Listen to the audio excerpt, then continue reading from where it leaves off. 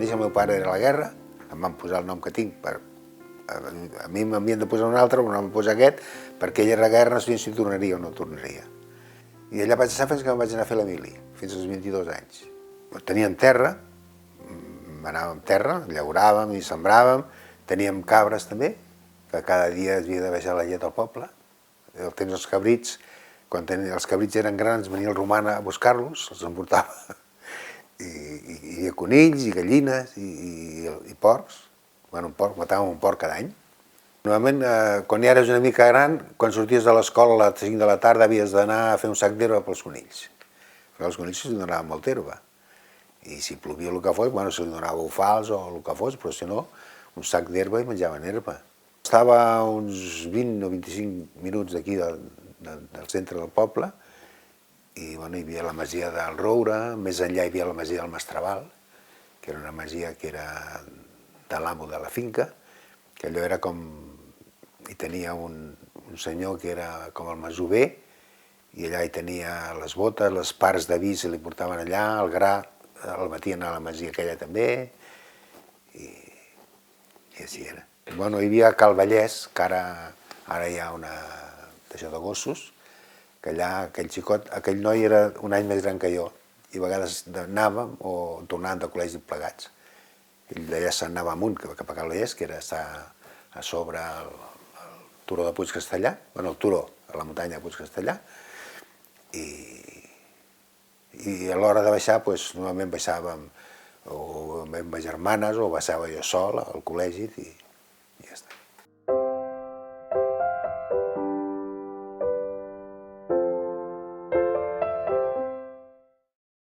Bueno, jo d'infantesa n'hi havia pocs. Si jugava a pilota era una pilota de draps o d'un sac. Lligava amb un cordill i jugava a pilota. No hi havia ni pilotes ni hi havia res. A la bicicleta no n'hi havia. Jo recordo que la primera que vaig tenir era una mitjaneta i una vegada em sembla que havien de fer com unes votacions o alguna cosa aquí al poble i vaig baixar, no sé per què, i quan vaig sortir me la vaig trobar trencada, me l'havien trencada. Normalment poca cosa es feia. A més, sempre hi ha coses a fer. Havies de la terra, havies de plantar o havies de cuidar les plantes que tenies plantades i sempre hi havia cosetes a fer.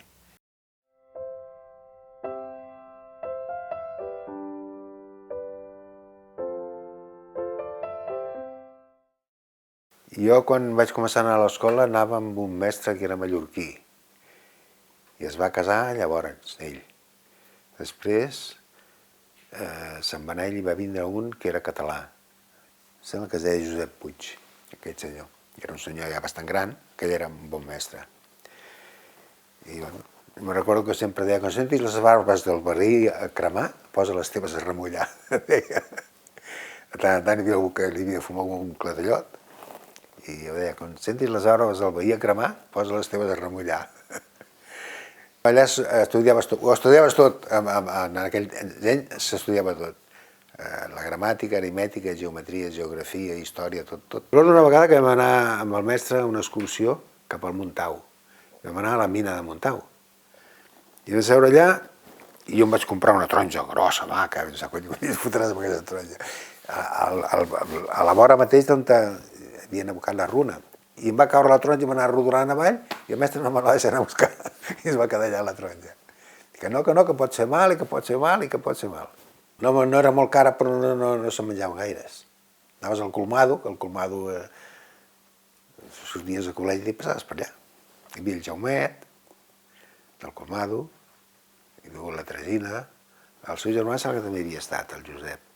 Als 14 anys o s'anaven a fer de manobres o si algú volia treballar de fuster, entrava d'aprenent de fuster o de ferrer, era el normal. Als 14 anys es deixava d'anar a l'escola, després vaig anar uns quants anys de nit, perquè deixaven l'escola fent l'escola de nit. No sé si eren de 8 a 10 o així, s'anava a l'escola de nit. Jo recordo quan anava al col·legi que venies del Roure i segons com plovia i la feina era per amunt.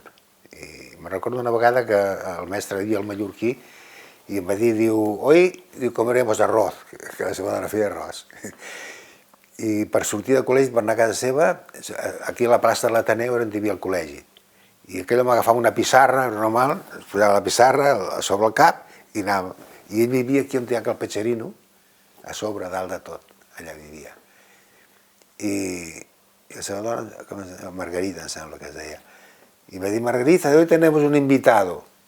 I jo no volia quedar-me allà. I va dir, bueno, si no quieres, diu, pues te dejo un paraguas y te vas para tu casa.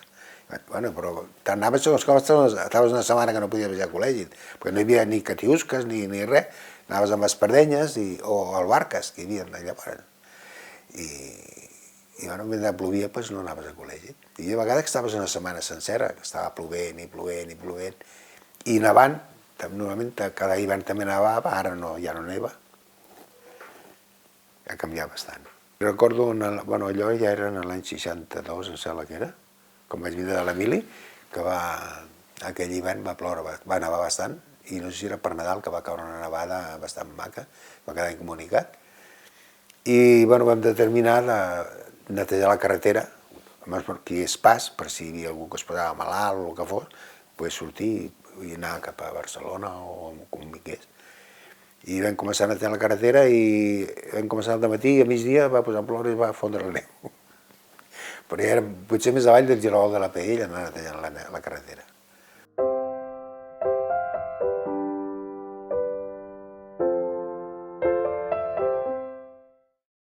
El meu pare va vindre aquí, em sembla que va ser en l'any 1932, perquè hi havia una germana d'ell, que vivia allà al Roure, que era tia meva, i ell em sembla que estava treballant a França, i va vindre un germà seu, que es deia Pere, que estava fumut, i va vindre aquí, aviam, que li deien a Barcelona, i no sé, al final es va morir aquí a Begues, aquell xicot.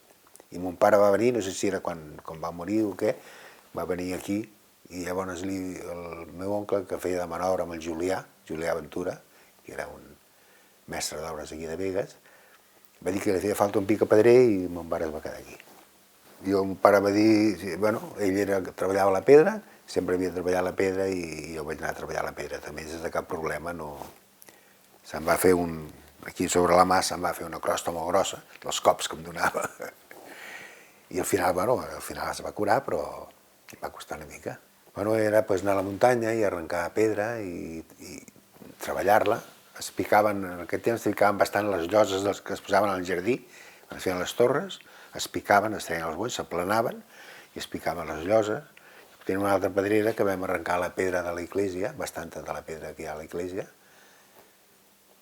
i la pedra vermella, el sobló que diuen, també el treballàvem, feia alguna vora al foc o alguna cosa d'aquestes. Jo me'n recordo l'any, no recordo quin any era, per la Candelera, que va fer molt de fred, que va haver molts arbres que els va matar, garrofers i d'això, i aquell any vivíem allà a Roure, vam dir anem cap a la pedrera, aviam si podíem arrencar pedra, i vam arribar i estava la terra glaçada, no es podia fer res. Havies d'arrencar els coscons, treure la terra, netejar els blocs de pedra, buscar el bloc que et vingués bé per la mida, per el que havies de fer, i llavors fer tasconeres, i amb tascons tallar-lo, i l'arrencaves, i llavors, si l'havies de picar, la podies picar un aputxonat bastant fi, o hi havia qui la volia bujardada, amb una bujarda es marcava la bujarda a sobre, però l'havia de fer la jura que volien. Si eren pits, havia de fer l'escaire, donar la pendent que tingués el glaó, que es veiés a nivell, però que tingués una mica de pendent que marxés l'aigua. A la cantonera també havia de fer com es havia de fer. Pràcticament no s'acaba de conèixer mai. Però quan ets jove tens bastant de pols, aguantes bé les eines i vas aprenent de mica en mica. A Gavà vam treballar també a la masia de Can Ribes, allà hi vam treballar bastant de temps. Anàvem d'aquí, vam menjar en bicicleta cap a Gavà i portaves un cistellet amb el dinar i dinaves allà a la masia i arrencaven la pedra allà al Calamot, que era de la mateixa masia, i vam fer unes arcades i vam fer una pèrgola i vam treballar. I hem treballat cap a Esplugues i això havíem portat pedra també, les pedres arreglades l'han portaven cap allà. Llavors sí que hi havia, perquè les torres que es feien pràcticament a totes les torres s'hi posava pedra. O bé les escales per pujar a la casa, o els ampits de les finestres, o les cantoneres. Les les cantoneres també es feien. Quan es feien les torres hi havia senyors que tenien el caprici de fer una casa ben feta, i els Raics, que havien tingut la gent Bra, aquí a Sant Boi, aquests van fer unes cases que va treballar molt de temps. Pedra molt ben treballada i uns paletes molt bons que li col·locaven, i si no li agradava es treia a terra i es tornava a fer, i en fi, sí. Era artesanal tot es feia a mà. No hi havia màquines per treballar-la. Bueno, potser sí que n'hi havia, però no, nosaltres no, tot ho fèiem a mà. Bueno, ja quan van vindre les retroexcavadores, bueno, doncs ja si havies d'arrencar pedra, feies anar a la retro i t'arrencava peces que no eren bones i t'ho remenava, i era més fàcil de fer-ho que no pas quan havies de fer-ho tot a mà, arrencar-la a cops de pics, treure la terra i tot plegat.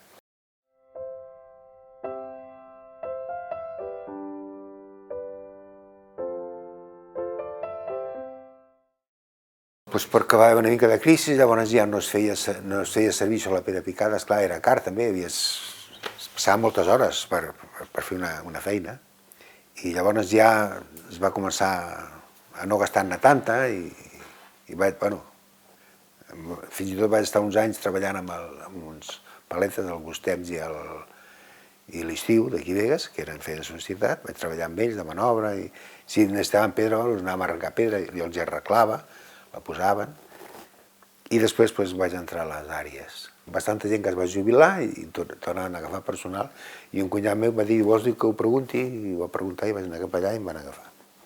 Vaig entrar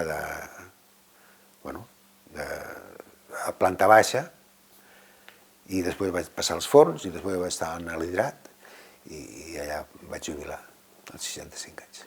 Bueno, va ser la transició senzilla, però esclar, jo estava acostumat a treballar pel meu compte, i jo cobrava uns diners i vaig entrar allà treballant, guanyant 35.000 pessetes al mes, quan vaig començar a les àrees. I jo, no sé, treballant pel meu compte, fent de picapedrer, guanyava unes 90 o 100.000 pessetes al mes. Bueno, bastant.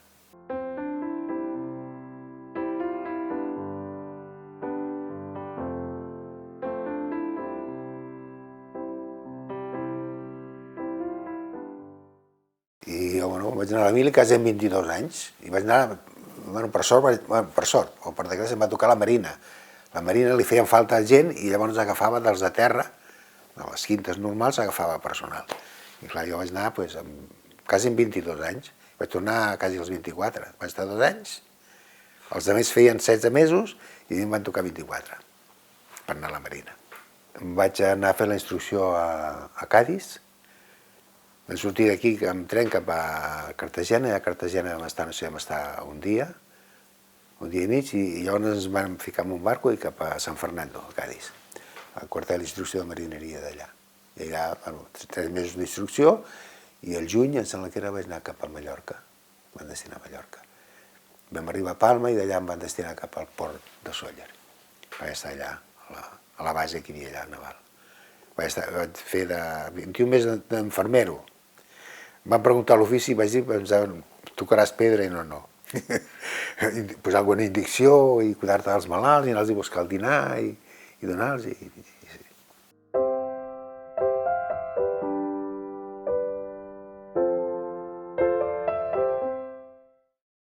Vam conèixer aquí Begues, ja estava aquí Begues, era de Torrelles, però vivia aquí Begues, i vam conèixer, i mira, vam estar festejant bastants anys, i al final ens vam casar, i encara estem casats.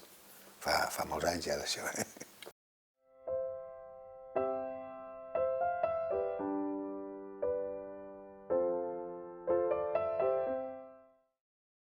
Sí, bueno, hi havia cine, cada diumenge hi havia alguna pel·lícula, anaves al cine i es feia ball, al Goula, allà era la sala del cine i del ball. Anaves a veure les pel·lícules, hi havia algunes que eren com sèries que continuaven i cada diumenge feien un trosset. Tot Begues anava al cine. El diumenge a la tarda, a l'hora del cine, tothom anava al cine. I a la mitja part del cine tothom anava a l'hotel. Comprava un tros de coca o bevia, el que fos, i cap al cine una altra vegada. Hi havia hagut un home que era... Em sembla que li faltava una cama, que deien el Mingo. Aquell home venia a cacauets. Portava una tasseta d'aquelles de cafè, i no recordo si valien 50 cèntims una tasseta o venien cacauets allà al cine. Hi havia Cal Sastre, que també podies anar a fer un cafè, però ja era una mica més lluny. Del cine sorties i ja eres a l'hotel. Travessaves la carretera i eres a l'hotel. No sé, algun dia, a vegades a la tarda, pues, sorties i anaves a caminar amb altra gent més o menys de la teva edat, anaves cap a la muntanya i buscar espàrrecs o alguna cosa d'aquestes, però no. A la casa, bueno, ja com vaig fer gran, que bueno, ja era bastant, no sé si tenia 25 o 26 anys, quan em van donar permís d'armes i llavors vaig comprar una escopeta i sortíem a caçar. Bueno, continuo passejant l'escopeta i els gossos, perquè a la casa no hi ha res. Abans hi havia moltes perdius autòctones i ara no hi ha res. Ara deixen anar a cacera, deixen anar perdius 6 vegades l'any i no sé si alguna vegada, de vegades que deixen anar faisans, l'última vegada. Ja comencen, si comencen el 12 d'octubre, el diumenge següent ja deixen anar a cacera i al cap de 15 dies tornen. I clar, les perdius aquestes de granja, doncs, entre la guineu, els aligots que hi ha i tot plegat, poques se'n poden haver. Pels depredadors i més aviat perquè no se sembra com se sembrava abans. Abans se sembrava i les bèsties criaven i jo recordo hi havia hagut un metge aquí a Begues que deien el Doctor Molins, que era el metge de Begues, i aquell sortia a caçar i passava per allà al roure i anava amb l'escopeta i quan tornava sempre portava alguna perdiu penjada. A cada raconet que feia la muntanya hi havia una ramada de perdius, les senties a cantar. A cada raconet n'hi havia. I aquell home tenia un gos de pluma i li agradava tirar i sempre en matava alguna. I aquí en un principi encara n'hi havia, però ara és que ja no n'hi ha.